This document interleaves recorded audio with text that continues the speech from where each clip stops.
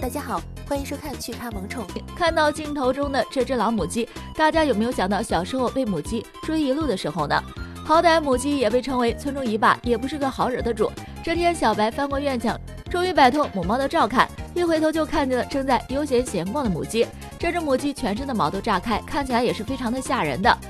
小白猫可不怕这些，一个箭步冲上来，可把母鸡吓了一跳。也不知道是把母鸡当成了玩伴还是对手，用自己的爪子不停地挑逗着母鸡。母鸡只好不甘示弱，用自己的嘴狠狠地啄着小猫。